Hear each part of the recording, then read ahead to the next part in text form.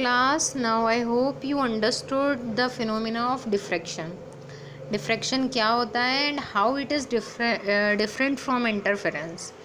तो इंटरफेरेंस और डिफ्रैक्शन में जो पहला डिफरेंस है दैट इज़ ऑफ दोनों में वेव्स इंटरफेयर करती हैं, दोनों में वेव्स टकराती हैं, दोनों में इंटेंसिटी मैक्सिमम मिनिमम होती है. लेकिन जो इंटरफेरेंस है उसमें हमें दो कोहेरेंट सोर्सेज नीडेड होते हैं, दो स्लिट्स चाहिए होती हैं और उन दो स्लिट्स से निकलने वाली जो वेव्स होती हैं वो इंटरफेयर करती हैं.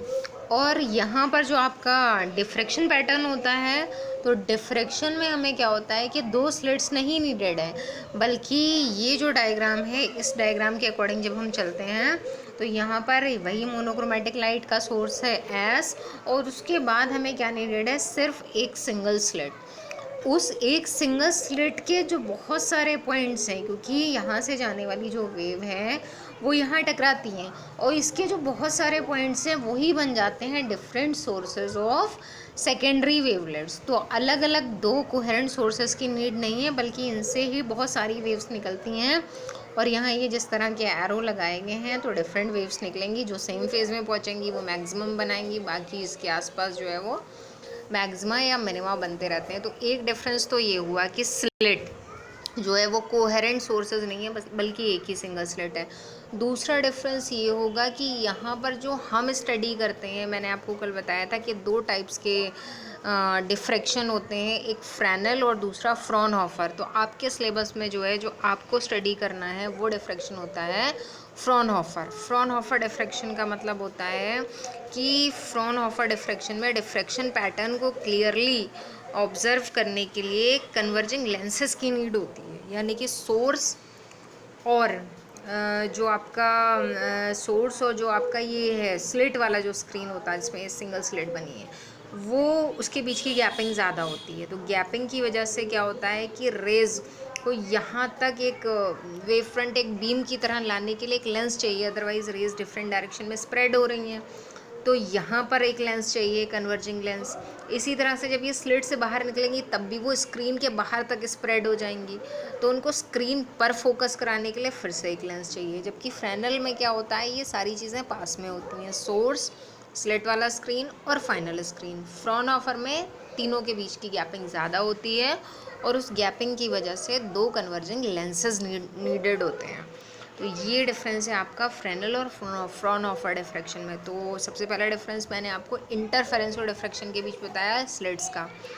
दूसरा डिफरेंस होता है कि यहाँ पर वहाँ पर जो दो डिफरेंट सोर्सेज हैं वो जो है वो वहाँ से फेज डिफरेंस क्रिएट होता है और यहाँ पर क्या होता है कि जो स्लिट के बीच के ही जो पॉइंट्स हैं वही जो है डिस्टर्ब होते हैं और उन्हीं से जो वेव्स निकलती हैं वो सेकेंडरी वेवलेट्स कहलाती हैं. और उन्हीं में पॉइंट्स के बीच के डिस्टेंस पे डिपेंड करता है. जैसे ए और बी के बीच की गैपिंग ज़्यादा, तो ए और बी से निकलने वाली जो दो अलग अलग वेव्स हैं उनमें फेज डिफरेंस ज़्यादा होगा इन कंपैरिजन टू ये बीच वाले जो पॉइंट्स हैं. तो दूसरा डिफरेंस ये होगा कि स्लिट की जो विड्थ होती है वो यहाँ पर आपका जो डिफ्रैक्शन पैटर्न है उसमें स्लिट की विड्थ ज़्यादा होती है और इंटरफेरेंस पैटर्न में स्लिट की विड्थ कम होती है. तीसरा आपका डिफरेंस ये है कि इंटरफेरेंस में आप बोलते हैं फ्रिंजेस, ब्राइट और डार्क फ्रिंजेस.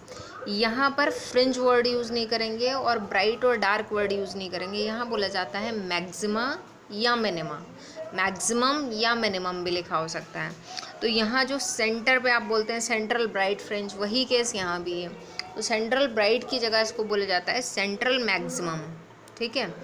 और इसी तरह से जो डार्क फ्रिंजेस थी उनको बोला जाता है यहाँ पर मिनिमम या मिनिमा.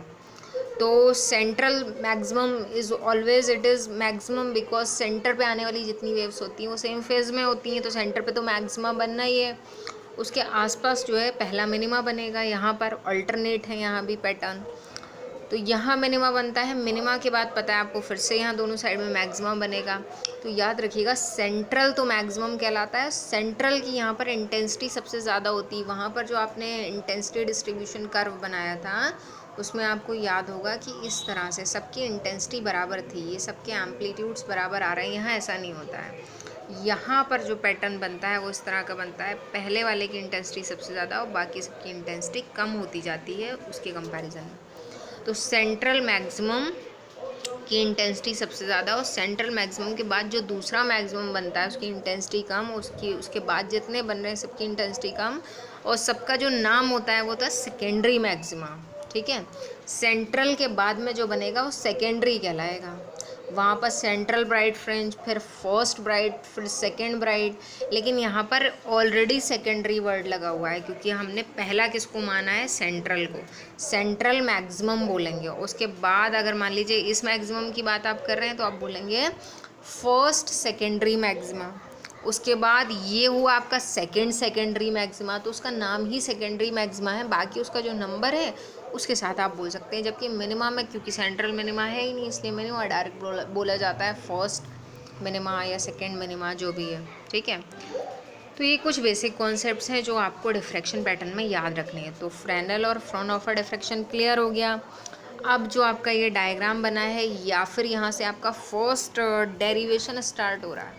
तो जैसा कि आपका जो है वो इंटरफेरेंस में दो डेरिवेशंस थे, एक तो आपका मेन था इंटेंसिटी फाइंड करने का और आपका पोजीशंस फाइंड करने का था ब्राइट और डार्क फ्रिंजेस की, और उसी तरह से रिजल्टेंट डिस्प्लेसमेंट, रिजल्टेंट इंटेंसिटी, सब कुछ उसी में था। यहाँ पर जो है जो डेरिवेशन है पहला वाला, यहाँ भी दो डेरिवेशंस हैं।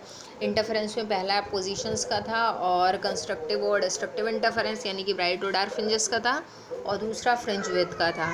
यहाँ आपका डिफ्रैक्शन पैटर्न जो है उसमें भी पहला पोजीशंस फाइंड करने का है और उसके बाद जो आपका दूसरा आएगा वो विड्थ फाइंड करने का। तो यहाँ भी दो डेरिवेशंस हैं लेकिन कंडीशंस दोनों में अलग अलग हैं, तो आपको थोड़ा सा ध्यान रखना पड़ेगा कि वहाँ पर क्या था, या फिर पहले आप इंटरफेरेंस को रिकॉल कर लें उसके बाद डिफ्रैक्शन पढ़ें, ताकि दोनों में सिमिलैरिटी भी है और दोनों में डिफरेंस भी है, याद रहे कि क्या सिमिलैरिटी है और क्या डिफरेंस है।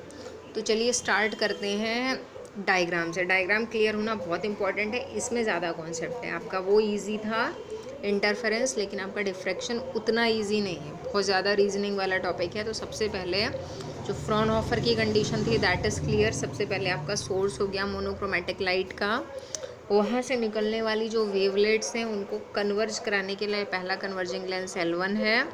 उसके बाद जो आप ये लिखा देख रहे हैं WW, इसको वेव फ्रंट नाम दिया है। WW वेव फ्रंट जो है वो इंसिडेंट होता है पहले स्क्रीन पर, और पहले स्क्रीन के बीच में जो आपकी स्लिट बनी है उस स्लिट का नेम है AB, और स्लिट की विड्थ, स्लिट की थिकनेस कितनी है, स्मॉल ए लिखा है यहाँ पर, स्लिट की थिकनेस स्मॉल है। सी वाला पॉइंट बाद में डिस्कस करेंगे, पहले बस याद रखना है स्लिट AB है, उसकी थिकनेस स्मॉल ए है। और एक आपका है फाइनल स्क्रीन। फाइनल स्क्रीन जो है उस पर 2 पॉइंट्स यहाँ दिखा रखे हैं, एक पॉइंट O है और O पर आपको पता है क्या बनेगा, सेंट्रल मैक्सिमम, और P पॉइंट पर जो भी कंडीशन हम ऑब्जर्व करेंगे चाहे वो मैक्सिमा बने या मिनिमा। उसके बाद क्या किया है, अगर आप सबसे पहले O पॉइंट को ऑब्ज़र्व कर रहे हैं तो O पॉइंट को ऑब्ज़र्व करने में आप देख रहे हैं कि स्लिट जो है आपकी AB, वो स्लिट AB इस तरह की है। स्लिट AB के अंदर बहुत सारे पॉइंट्स हैं, क्लियर। तो बहुत सारे पॉइंट्स का मतलब इसके बीच में से जब वेव निकलना स्टार्ट करेगी तो आपको पता है मीडियम के पार्टिकल्स को वेव डिस्टर्ब करती है। अब चाहे मीडियम के पार्टिकल्स सॉलिड हों या फिर अगर ये स्लिट है तो उसके बीच में कौन से पार्टिकल्स हैं, एयर के पार्टिकल्स हैं। तो वेव क्या करती है, इनसे टकरा के बाहर निकलेगी, क्लियर। तो यहाँ से ये लाइट वेव्स आ रही हैं और यहाँ से आने के बाद इन सारे पार्टिकल्स को क्या कर रही हैं, डिस्टर्ब। A से B तक जितने भी पार्टिकल्स हैं वो सारे डिस्टर्ब होते हैं, और सारे पार्टिकल्स डिस्टर्ब होने के बाद इनसे क्या निकलना स्टार्ट होती है, सारे पार्टिकल्स जो है वो क्या रिलीज़ करेंगे, सेकेंडरी वेवलेट्स। किसके सोर्स बनेंगे, सेकेंडरी वेवलेट्स के। तो ये सेकेंडरी वेवलेट्स के सोर्स बन गए। अब ये इनके अंदर से सेकेंडरी वेवलेट्स निकलना स्टार्ट हुई। तो हम सेंटर वाले की अगर बात करें तो डिफरेंट डायरेक्शन में जाएंगी, लेकिन अगर यहाँ पे कन्वर्जिंग लेंस लगा रखा है तो सारी फोकस कहाँ हो गई, एक ही पॉइंट पे। तो इसका मतलब सारी सेम फेज़ में आ रही हैं। A और B के बीच में फेज़ डिफरेंस हो सकता था, लेकिन सबको जाना एक ही जगह पे है। तो जब एक ही जगह पे जाना है मतलब एक ही डिस्टेंस कवर करनी है, जैसे 20 मीटर इतनी ही डिस्टेंस कवर करनी है, तो उनमें फेज़ डिफरेंस क्यों आएगा। A वाली को भी 20 मीटर चलना है, B वाली को भी 20 मीटर चलना है, no phase difference is there. तो ना तो पाथ अलग है ना ही फेज डिफरेंस है, तो इसका मतलब यहाँ पे जो है एक सेम फेज में पहुँच रही हैं। तो जब सारी सेम फेज में हैं तो इंटेंसिटी कैसी होगी, इंक्रीज, और इंटेंसिटी इंक्रीज होगी तो सेंटर पे क्या बनेगा, मैक्सिमम। क्लियर। तो सेंटर वाला जो मैक्सिमम है उसको अंडरस्टैंड करना ईजी है। उसके बाद आता है आपका मिनिमा की सिचुएशन। तो उससे पहले हम थोड़ा सा थ्योरी देख लेते हैं, आपको नोट डाउन कैसे करना है इसको। तो देखिए सबसे पहले, let a source of monochromatic light S is placed at the focus of a convex lens L1। तो यहाँ पर ये जो सारी सिचुएशन मैं बोल रही हूँ आपकी, वो आप इससे को रिलेट करते जाइए। सोर्स है मोनोक्रोमैटिक लाइट का, एस कहाँ रखा है, focus of convex lens L1, parallel beam of light, and hence a plane wave front W gets incident, कहाँ इंसिडेंट होता है, on a narrow rectangular slit AB of width, जिसकी width कितनी है, स्मॉल है।